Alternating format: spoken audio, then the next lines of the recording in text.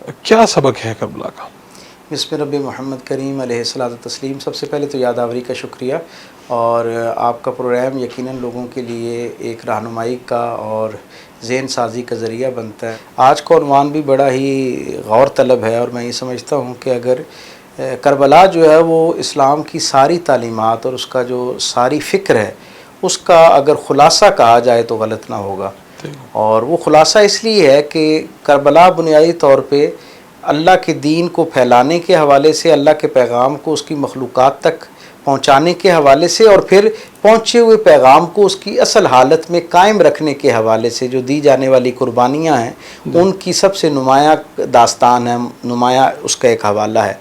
گو کہ آپ اگر انسانی تاریخ کا مطالعہ کریں تو ایک خوشگوار حیرت ہمیں یہ ہوتی ہے کہ ہر زمانے کے جو اہل اللہ ہیں، اللہ والے ہیں، انہیں اس دین اپنے بندوں کا اللہ سے ٹوٹے ہوئے تعلق جو ہے اسے دوبارہ جوڑنے کے لیے کسی نہ کسی درجے کے اوپر محنت کرنا پڑتی ہے اور اپنی قربانیاں دینا پڑتی ہیں۔ جہاں وہ لوگ جو اللہ کی طرف سے پیغمبر کا کام کرتے ہیں، اللہ کی بات کو بندوں تک پہنچانے کا کام کرتے ہیں، انہیں قربانی کے لیے منتخب کیا جاتا ہے۔ وہاں ہم دیکھتے ہیں کہ ان میں سے پھر کچھ خوش نصیب ایسے ہوتے ہیں جن کی قربانی میں ان کے خاندان کا انتخاب بھی ہو جایا کرتا ہے۔ آپ اسلامی تاریخ کا ہی حوالہ دیکھ لیں کہ ہماری یہ جو ہجری تقویم ہے اس کا اگر آخری سال آپ دیکھیں ذی الحج، تو وہ بھی ایک عظیم الشان نبی حضرت ابراہیم علیہ السلام اور ان کی اولاد حضرت اسماعیل علیہ السلام کی قربانی کی داستان ہمیں سناتا ہے۔ اور ہمارے اسلامی سال کا پہلا مہینہ محرم جو ہے وہ بھی اللہ کے سب سے محبوب رسول رسالت مآب صلی اللہ علیہ وسلم کے پاکیزہ گھرانے میں سے آپ کی اولاد، آپ کے شہزادوں کی قربانی جو ہے اس کی داستان اور احوال ہمیں بیان کرتا ہے۔ اور آپ دیکھیں کہ کیا عجیب معاملہ ہے، کیا خوشگوار حیرت ہے کہ ان دونوں خاندانوں نے جنہوں نے اپنی قربانی اللہ کے راستے میں پیش کی، یہ دونوں قربانیاں اللہ کے ہاں ایسی قابل قبول ہیں اور ایسی اللہ کے ہاں پسندیدہ ہیں کہ اللہ نے جہاں قربانیوں میں ان دونوں خاندانوں کو منتخب فرمایا ہے، پسند فرمایا ہے، انتخاب کیا ہے، وہیں پہ اللہ نے درود میں بھی ان دونوں خاندانوں کو اکٹھا کر دیا ہے۔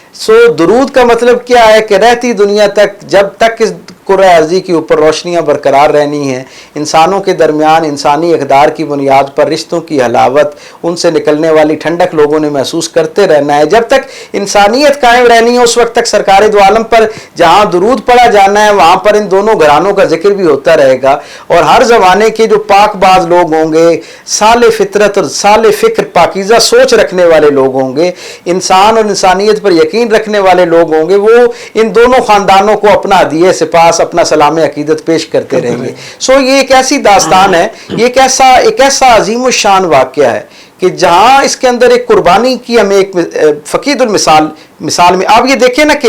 یہ ایک ساری قربانیوں کا مجموعہ اگر اس قربانی کو اور اس واقعے کو کہیں تو غلط نہ ہوگا۔ اس سے پہلے انبیاء و مرسلین کے احوال میں جتنی قربانیاں ہمیں نظر آتی ہیں، بلکہ اگر اس دائرے کو تھوڑی سی اور وسعت دیتے ہوئے میں یہ کہوں تو غلط نہ ہوگا کہ جتنے حق پرست ہیں دنیا کے، انسانی تاریخ کے سارے حق پرستوں کے ہاں سچی بات پر قائم رہنے کی جو قربانی دی گئی ہے، اس کے عوض جو مصائب اور تکالیف، امتحان ان پر گزرے، ان سارے امتحانوں کے مجموعے کا نام کربلا ہے۔ وہ ساری ڈائمنشنز، وہ اولاد کی قربانی ہو، وہ وطن کی قربانی ہو، وہ اپنے تشخص کی قربانی ہو، وہ اپنی خاندانی وضاقت اور اس کا جو اکرام ہے اس کی قربانی ہو، یا اپنی ذات کی قربانی ہو، اپنے گھر کے سب سے بزرگ فرد سے لے کے سب سے معصوم بچے تک سب کی جان جو پیش کر دینا ہے، اور وہ بھی ایک ایسے لک و دک صحرا کے اندر جہاں کوئی پرسان حال نہیں ہے، جہاں کئی طرح کی مصلحت آمیز خیال آپ کو بہکا سکتے ہیں، آپ کے لیے ایک سٹیپ پیچھے ہونے کا جواز پیدا کر سکتے ہیں، آپ کو آپ کی فکر اس پہ کمپرومائز کرنے کے لیے آمادہ کر سکتے ہیں۔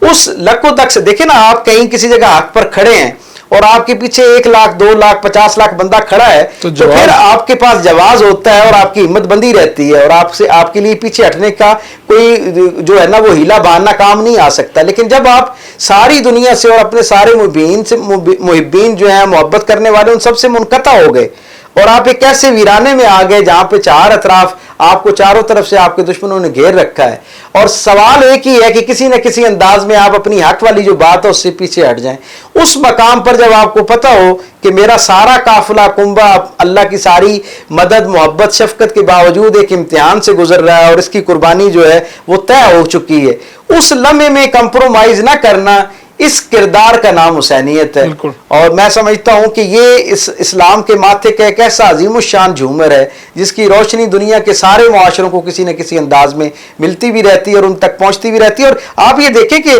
جناب حضرت امام حسین کے واقعے کو ظاہری طور پہ کچھ لگ بھگ 1500 سال کا عرصہ گزر گیا، لیکن اس وقت سے لے کے آج تک جتنے انسانی احوال ہم تک پہنچتے ہیں، جتنے معاشروں، قبیلوں کا، زمانوں کا حال ہم تک پہنچتا ہے، ان سب کے اندر جہاں جہاں پر بھی حریت فکر کی بات ہوتی ہے، انسانی اقدار کی بات ہوتی ہے، حق پرستی کی بات ہوتی ہے، وہاں پر جو سب سے نمایاں مثال حوالے کے طور پر دی جاتی ہے وہ حضرت امام حسین رضی اللہ تعالیٰ عنہ کی ذات ہے. اور اس میں کیا خوبصورت بات ہے، آپ یہ دیکھیں، یہ ماضی بعید کی بات میں نہیں کر رہا کہ اس زمانے کے قریب تک اس کا اثر ہو،